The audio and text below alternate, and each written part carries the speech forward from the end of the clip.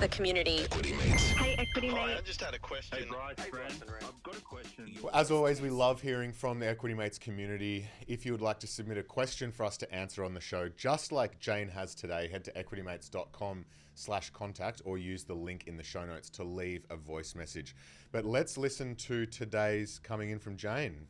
Hey mates, all of your pimps get upset when a portfolio has overlapping ETFs. Can you please explain why? Considering the fees are a percentage and most admin is automated, apart from the extra brokerage, I don't see the big deal. Cheers. Nice, Jane. Love that, Jane. Not sure I love our experts being called pimps. I don't know if they're going to love that either. Oh, well, we do call it Pimp My Portfolio. Yeah, I know. Anyway, if you've just joined the show and wondering what Jane has said, we do have a segment called Pimp My Portfolio where we get experts to review the portfolio of community members. Thank you for the question, Jane. Yes, overlap is something that I think a lot of investors in their early days get freaked out about. Not in their very early days, because the first thing you do as an early investor is you buy a lot of stuff because you think that's what you got to do. And then at some point you realize, you hear about overlap and you're like, oh, maybe I bought too much. Yeah, true. Stuff. From the investments made in early days. Yeah. Yes. So just what is overlap? Let's start there. So overlap is essentially where you hold a number of ETFs where the underlying positions of those ETFs can be the same or very similar. Yeah, and so the classic example of that is you might own a American S&P 500 ETF, a global stock ETF, and a technology-focused ETF.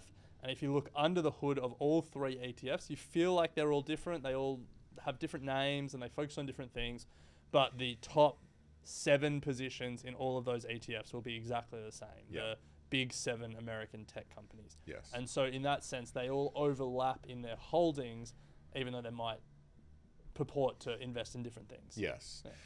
So to answer the question for Jane, what is bad about ETF overlaps, or why worry about it? Why do our experts talk about it? I think, as she rightly noted, brokerage is something to consider. If you're paying multiple sets of brokerage to effectively own the same things, you don't want to be doing that. But there are more reasons to it. Before we make our case, I think like the analysis that Jane has made is completely right, though, in the sense that you aren't paying extra management fees. No. And, these days, a lot of administration is automated by the platforms, or you can plug into something like ShareSite.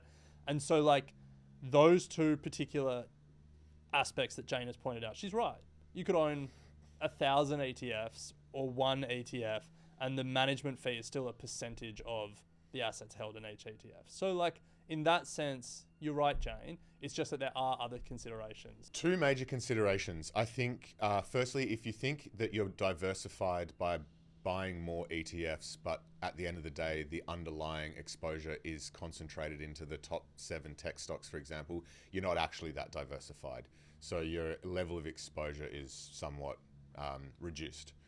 Second is, it's a bit of a redundant way to invest, in my opinion. Like, if you're looking for global exposure, just choose the best global exposure ETF. Don't worry about then having one that's technology, one that's US. I think at the end of the day, choose the one that has the best fees and that is most aligned with your goals, and just go with the one. Yeah.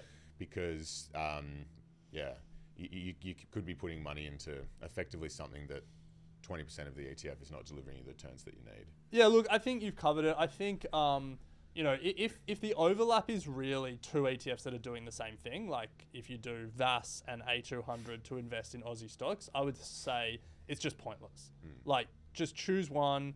Those are both great ETFs, but just choose one for simplicity, for less administration, and also, in that instance, A200 does have a lower management fee than VAS. So all other things being equal, just choose the one with the lower management fee.